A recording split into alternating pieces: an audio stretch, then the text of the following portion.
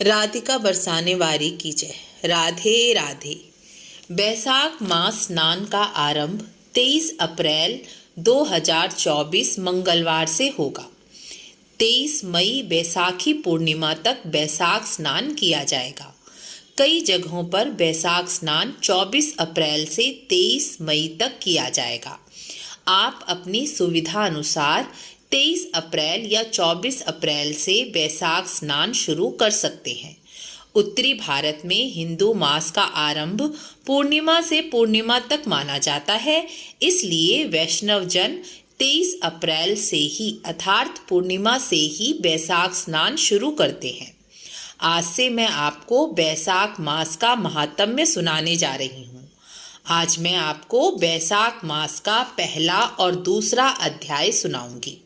बैसाख मास महात्म्य के पहले अध्याय में बैसाख महात्म्य भगवान नारायण ने लक्ष्मी जी को सुनाया है, ब्रह्मा जी ने नारद जी को सुनाया है और नारद जी ने सूत जी को सुनाया है।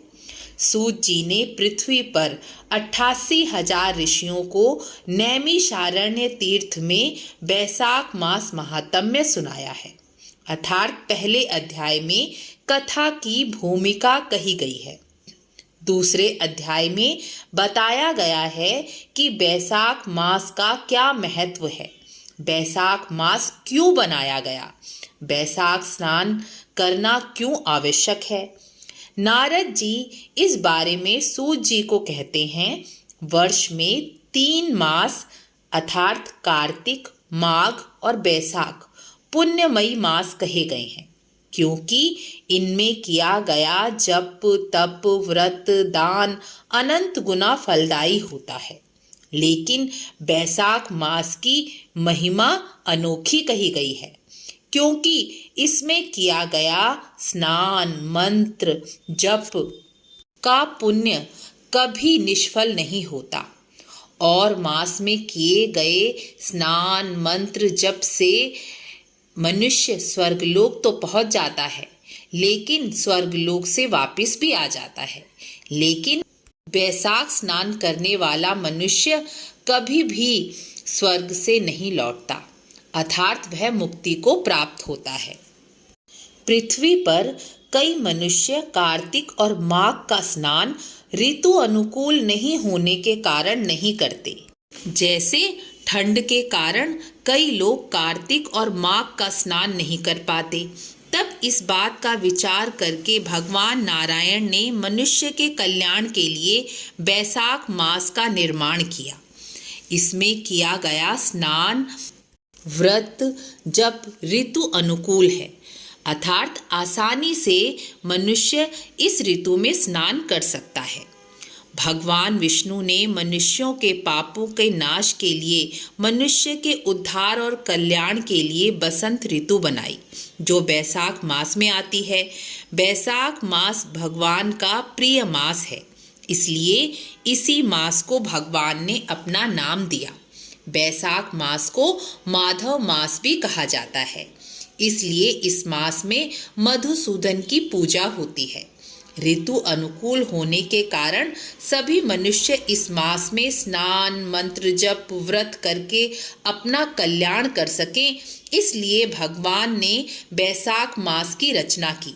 इस मास में भगवान लक्ष्मी सहित पृथ्वी पर आकर प्रत्येक मनुष्य के घर आते हैं और देखते हैं कि मनुष्य कितना धर्म पर चलता है, कितना परोपकारी है, अपने कल्याण के लिए क्या क्या कर रहा है। और जो इस मास में धर्म पर चलते हैं, स्नान करते हैं, दान करते हैं, जप करते हैं, उन पर भगवान विष्णु लक्ष्मी सहित प्रसन्न हो जाते हैं। और जो इस मास में स्नान, दान, जप नहीं करते, उन पर भगवान की कृपा दृष्टि कभी नहीं होती। और जो मनुष्य केवल इसी मास में पूजा करते हैं, स्नान करते हैं, दान करते हैं, जलदान करते हैं, अन्नदान करते हैं, उन पर भगवान लक्ष्मी सहित प्रसन्न हो जाते हैं और उनकी सभी मनोकामनाएं पूर्ण कर देते हैं और उन्हें धन, समृद्धि और वैभव प्रदान करते हैं।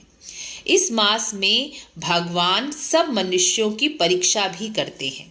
इस मास में भगवान विष्णु की आज्ञा से सभी तीर्थों के देवता जल में सूर्योदय से 6 घड़ी तक मनुष्य के हित के लिए ठहरते हैं।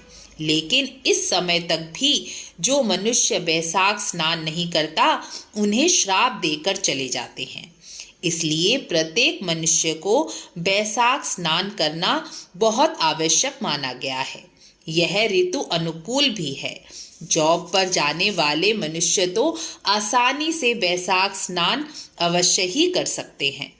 भला ऐसा कौन सा मास होगा जिसमें केवल स्नान, जलदान, अन्नदान करने से ही मनुष्य का कल्याण हो जाए। भगवान ने कृपा करके यह मास बनाया है, इसका लाभ अवश्य लीजिए। इसलिए सभी इस बैसाख मास में स्नान करके पुण्य के भागी बने और यह वीडियो लाइक शेयर भी अवश्य करें। राधे राधे।